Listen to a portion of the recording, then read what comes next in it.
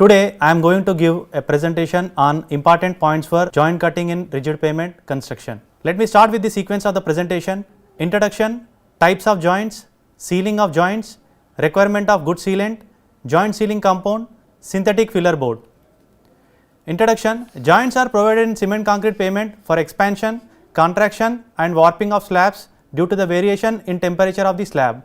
Initial cut or slot not less than 3 mm and a depth of 1/3 to 1/4 of the PQC slab, a traverse or longitudinal joint as soon as concrete gets hardens. Sawing operation may commence as early as 12 hours from the placing of the concrete, but after the concrete is suitably hardened. Types of joints: we have 3 types of joints: contraction, also called as dummy joints, construction joints, expansion joints. The photograph showing the various types of joints. Contraction and dummy joints. The dummy joint shall be 6 to 8 mm wide and shall extend vertically from the surface of the slab to a depth equal to 1/3 to 1/4 of the thickness of the slab. The initial slot of 3 mm to be formed by sawing the concrete with a diamond bit, high rotation frequency joint cutting machine of approved design as early as 12 hours of placing under moderate climatic conditions and when the concrete has sufficiently hardened. Under extreme cold conditions, this period may be suitably increased based on the experience. The typical photographs of the contraction dummy joint as shown. Generally, the width of the contraction joint is 6 to 8 mm and depth of the contraction joint varies from 20 to 25 mm. Next, construction joints. The construction joint shall be straight and vertical through full thickness of the slab.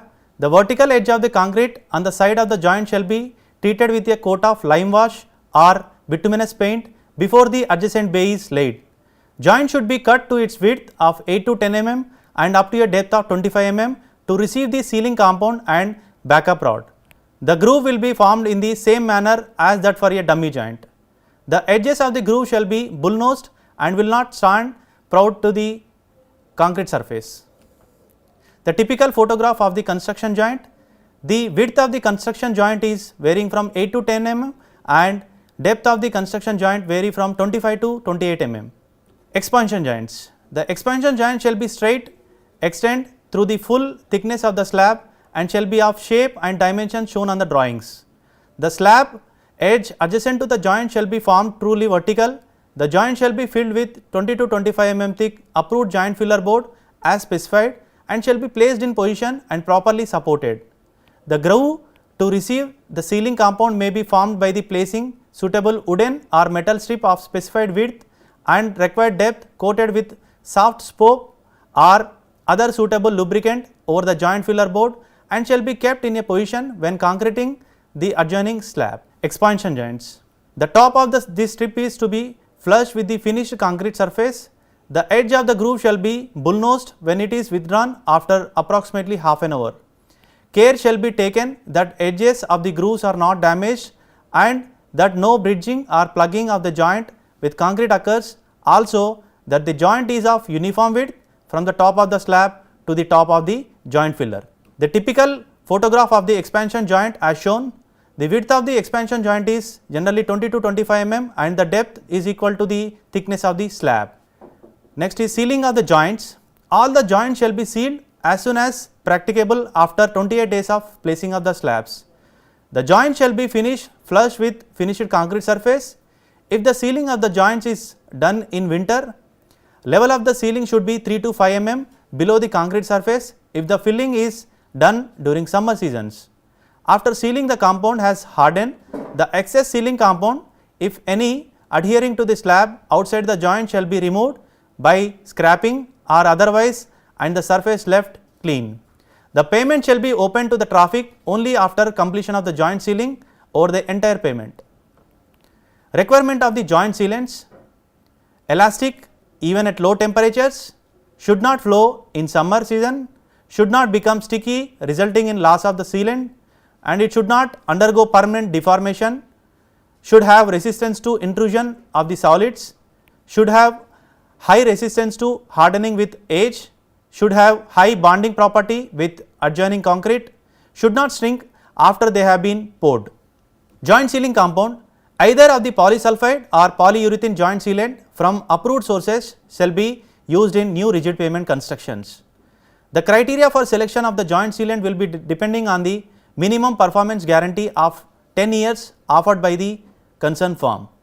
The technical specification of the cold applied joint sealants, irrespective of whether polysulfide or polyurethane, should meet the requirement mentioned in BS 5215, BS 4254 for hydrolysis and water resistance test. In addition, the movement accommodation factor, that is MAF, of the sealant should be plus or minus 30% minimum to be maintained. When the quantity of the application is more than 3000 running meter of joint sealant, either polysulfide or polyurethane, the same will be done only by mechanical means. No manual application will be permitted and the same shall be incorporated in the tender documents.